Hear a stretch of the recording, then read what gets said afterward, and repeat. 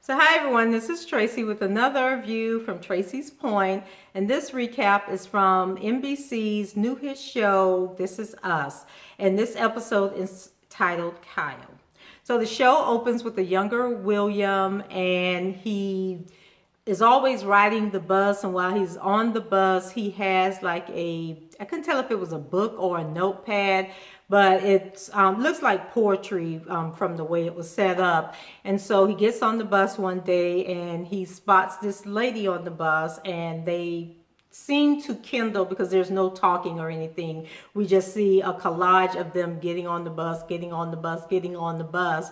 And then one day William is on the bus by himself and he's holding this baby, and I couldn't tell if the baby was just dirty or if the baby had dried blood on him, but he looks up and there's a fire station. So we know that this is Randall when he was a baby, and when William abandoned him at the fire station. So not sure if the girl had the baby and died like they were at home or something, or if she was actually at the hospital, came home from the hospital and died at home. We don't learn that in this episode.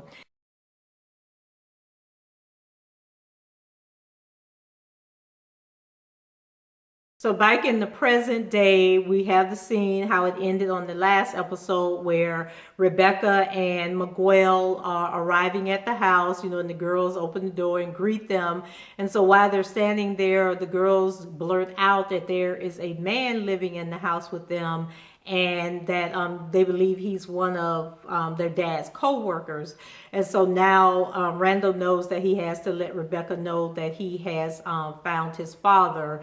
So when Randall was telling Rebecca that he had met his dad, Rebecca has a flashback to when they had rolled her downstairs with the babies, and Jack went to get the car. And so she's sitting there in the wheelchair holding two of the babies, and then I think one of the nurses had the other baby, that she looks across the street and there's this black guy looking at her. And so I guess women's intuition tells her that this guy is the abandoned baby's father. And so she watches him go and get on a city bus, and I think she may have taken note of what bus number it was. So when Randall takes her upstairs and introduces her to William, just the way that they're looking at each other, we know that they already know each other.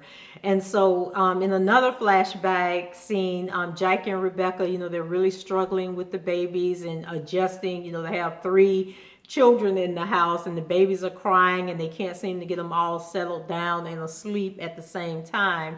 And then Rebecca reveals that she thinks that Randall doesn't like her because he won't latch on to her breast. So as she's preparing to tell him that she thinks that when they were leaving the hospital that she saw Randall's father, or the man who she thinks is Randall's father, that then Jack cuts her off and starts telling her, that she's a great mom, and that, he's just going to have to, he's just getting used to her, and that the baby can't tell that, she's not the mother. So downstairs, Randall and Beth, they're trying to figure out like what is Rebecca and William talking about upstairs. And, Randall seems proud of himself for being able, to bring them together, but Beth is looking a little doubtful. And so the two are just like, what in the world could they be talking about up there? And so then the scene goes upstairs, and Rebecca wants to ensure that William won't break a deal that the two of them have and tell Randall that she's known him all along. And so she tells William that, Randall will pour everything he has into building a relationship with him, even if it means forsaking his kids and his marriage, and that's just the type of person that he is. He wants everybody to be happy, but that he better not mess up that, everything that she's built up, I guess, in Randall. And so when she walks out of the room, William is like, God dog it, like, what do I do? I'm finally happy. I met my son. and now this woman, ain't gonna let us be happy. So after saying goodbye to Rebecca and Miguel, not sure if I sense some tension between Randall and Miguel, but that'll probably, reveal itself later on too. And so I still can't figure out how those two ended up together. So I'm kind of anxious to see how that plays into the storyline as well. So Randall goes upstairs to get William because he has to take him to a doctor's appointment, and he discovers that William has left. And so he jumps in the car and goes looking for William, and he finds him down the street. And so William is basically, telling Randall, I didn't say goodbye because I knew you were going to try and stop me. And Randall was like, well, of course I was trying to stop you because we got this doctor's appointment and I went through a lot of stuff, to get this appointment. So I need you to get in this car and let's go, find out what's going on. And then William makes some comment about, he wished that now he's happy with his decision for leaving Randall at the fire station. So then we move over to Kate's, and of course, Toby has a horrible hangover from the party at the agent's house the night before, but Kate is in the shower and she's singing, and she seems to be in a really good mood. And so when Toby went to the bathroom and he opens the door, Kate punches him in the face. And so I guess it's like when you've been single for a really long time, it's kind of hard to adjust to somebody else being in the house. And so she's really apologetic and everything. And I think that Toby and Kate are really cute together. And so Toby, he tells her that she has a beautiful voice and that, she wants him to sing to her. But then Kate is like, no, I can't sing for you. I'm not a good singer. She doesn't feel confident about herself. And so in walks Kevin, and he doesn't even notice that Toby's sitting at the table. He decides to tell Kate that he's decided that he really is going to move to New York.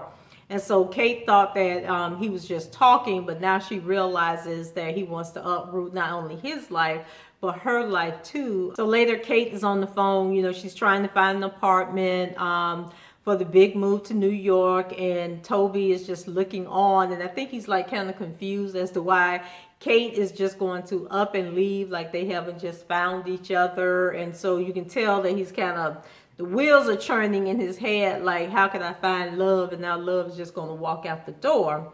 And so a little bit later on, Kate walks out the house, and there's this red carpet from her front door all the way out to the street where an SUV is waiting. And Toby is there, and he's dressed up in I think he had on a tuxedo, or it might have been the clothes from the night before. And so he has this big camera, and he's acting like the paparazzi, and he's like taking pictures of her.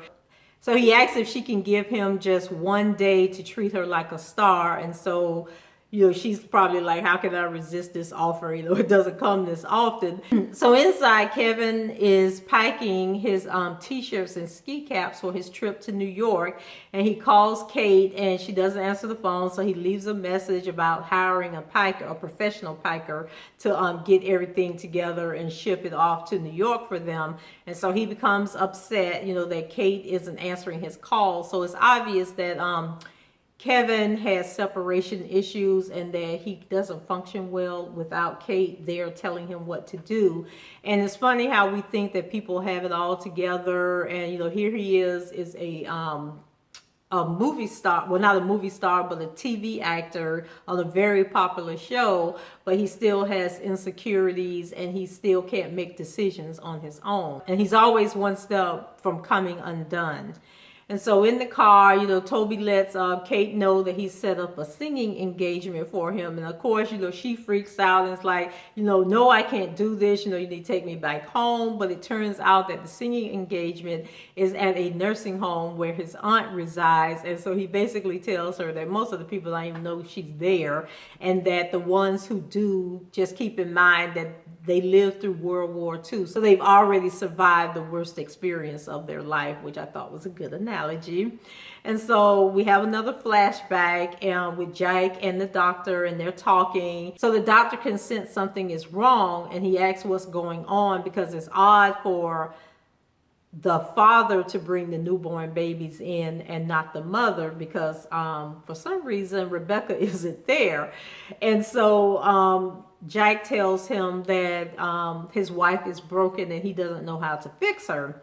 So the doctor tells Jack that, Rebecca has just lost a baby and that, she needs to have time to heal from that. And then Jack says, well, I lost a baby too. And then he says, yeah, but you healed from it in a different way. Like basically telling him you went and found an abandoned baby and just replaced the baby that you lost. But that's not going to work that well with Rebecca. And so he tells Jack that he looks really worn out and offers to let him go sleep on his sofa in his office, and that he'll watch the triplets until he wakes up. And I thought that was really odd, and maybe they did things different, back then, but I thought that the obstetrician is the one who delivers the baby, but it's actually the pediatrician who cares for the baby and who you take the babies to for their first appointment. So maybe this doctor is an obstetrician and a pediatrician. So while Jack was taking the babies to the doctor, Rebecca is out and she's sitting at a bus stop. And so when the bus comes, she tells the driver that she's looking for this tall, skinny, thin African-American guy. And so the bus driver is looking at her like she's crazy. And then she kind of like goes to get off the bus and she says, never mind. And then he says, oh, I know who you're talking about. You're talking about Shakespeare. Get on the bus. So I guess he was going to take Rebecca to wherever William was staying at. And don't you think that's cute, William Shakespeare? So I'm wondering if William's last name is Shakespeare or if they just called him Shakespeare because he always, had the book of poetry with him. Back at the nursing home, Toby is doing his intro of Kate, and the people at the nursing home aren't paying her a bit of attention when she first gets up. So she kind of struggles the first few seconds, but then she gets better. So as Kate is singing the song, we get these little silhouettes going on. So we have in the past, Rebecca's riding on the bus, and then she eventually gets off the bus and she goes to this apartment, and it turns out to be William's apartment. And then on the flip side, we have William and Randall in the current day, and they're at the doctor's appointment and he's doing the blood work and all the tests that he needs to do. So when Kate finishes the song, the residents loved her and they give her, a good round of applause. And so then Toby, the next thing we see is Toby and Rebecca, and they're in a storage closet and they're making out when Kevin calls. And so Toby is telling her, don't answer the phone, don't answer the phone. But of course she answers the phone. And so Kevin is telling her about some crazy ex-girlfriend, I think her name was Elaine, and that when Kate wouldn't answer the phone earlier, he started drinking and he invited Elaine over and they had sex. And when he asked her to leave, she started tearing up the house. So then Kate says to Toby that she has to leave and go see about Kevin and get this girl out of the house. And so then Toby is like, well, you can't do this. Don't leave. I'm not playing second fiddle to your brother. And then Kate lets him know that everybody has to play second fiddle to Kevin. And so I don't know if it's like a twin thing or if those two are just so freaking codependent on each other that this is how they shut other people out of their lives. I don't know. At the doctor's office, Randall and William get bad news. The cancer has metastasized to a point where there's nothing else that they can really do for William except give him like some experimental drugs that will prolong his life for a couple of months. And I think, oh man, that's got to be awful. Randall finally gets up the nerve to go and find his dad, only to find out that they're not going to have that much time together. And so William has a flashback of the day that he met Rebecca, when she knocked on his door. And I think he was still doing drugs because as the camera panned around the room, I think there was like something was like on the table where he may have still been doing drugs. And so he lets her know that despite what she sees in that room, that Randall actually did come from love and not his circumstances. So then William tells Rebecca how him and Randall's mom met and how much he really loved her. And so he asks Rebecca, what did she name the baby? And then Rebecca explains that she named him Kyle and how she was expecting triplets, but one of the babies died, and that they had already decided on the names of Kevin, Kate, and Kyle. So they went ahead and named the baby that. And so William wants to know, if he can stay in touch with Rebecca, but, she says no, that he gave Randall up and that, she wants to be able to raise him, without interruption. And then she turns around and tells him that she isn't bonding with the baby. And then William tells her that she needs to give the baby his own name, and basically saying, why would you name him the name that you were going to give your baby that passed away, which I thought made a lot of sense. Then Rebecca asks him what was his favorite poet's name, the one that he used to read to Randall's mother when they used to ride the bus. And so he gives her a copy of Counterpoem. It's a book of poetry from a guy named Dudley Randall, who I think he passed away maybe like 10 years ago. So then the scene goes to the present, and we see the book is actually on a bookshelf in Randall's house. So I guess Rebecca gave him the book. And so Beth comes down to see how things went at the doctor. And then Randall lets her know that William only has a few months to live at best. And so he's loathing and self-pitying over how, he should have went looking for him years ago, and now it's too late, and he's not sure he wants the girls to get to know him any better, because it's going to be devastating to them to have to then say goodbye. So then Beth tells him that instead of feeling sorry for himself, that he should use this time to actually get to know as much as he can about William before he passes away. Back to Kate and Kevin, and she's gotten rid of the crazy ex-girlfriend, and Kevin shares with her that he's feeling really overwhelmed. He's gone over some of the plays that Kate had found for him that he could possibly audition for. And he says that he doesn't think he's good enough to do the one that he really likes. And so she gives him, his accolades and tells him that, he'll do great, and he has to believe in himself. And so, like I said earlier, these two are really codependent on each other. And so she tells him, that Toby is even crazier than Elaine, the ex that she just kicked out of the house. And she's telling him all about the day that Toby had planned for them. And Kevin is sitting there thinking, well, I think that's great. And, I can't believe that you left him to come see about me. And, why would you do that? So I answered my own question that I had in my mind. And so Kate is Kevin's personal assistant. And so he decides to fire her and tells her that, it's time for her to have her own life separate from him. And so she admits that she doesn't know what to do outside of being his sister. So then Kevin tells her that once she gets to know herself, that she's going to love the person that she is, because she's an awesome individual. And so Kate invites Toby over to apologize. And so he's trying, to be like argumentative and not want to hear, what she has to say. And then she holds up a condom, and all is forgiven. So Toby's finally about to get him some sex. And so her phone rings, and it's Kevin, and he's happy that she didn't answer the telephone, and leaves a message, saying that he decided to take the red eye and start this journey, this new life of his on his own in New York. So we get a flashback of Rebecca, and she's returning home from the day that she met William at his apartment. And so she goes into the nursery, and the lights are turned off, and she's looking at the babies, particularly Randall. And then she realizes that Jack is in the room, and he's sitting in the corner on the floor. And so she turns on the light and asks him, what are you doing? And so she sits down on the floor with him, and he tells her that he was worried that she had then off and flew to Mexico and left him there with the kids. And so she lets him know that she would never do that. And she admits to Jack that she really feels bad about the baby that died, and she can't stop thinking about him. And then Jack lets her know that he can't stop thinking about him either, and that when he tries to stop thinking about the baby, he feels guilty about it. And so, they have this bonding moment, realizing that they both were feeling the same thing, but afraid to tell each other. So Rebecca tells Jack that they need to rename Kyle, and so she gives him the book that William had given her. And so that's how Randall got his name. And so then the show ends with Randall going in to talk with William, and he wants to tell the girls that William is their grandfather, and William seems to be really happy about that. And so then he asks William to tell him about his mother, and so he shares the same story that he had shared with Rebecca about how they met on the bus.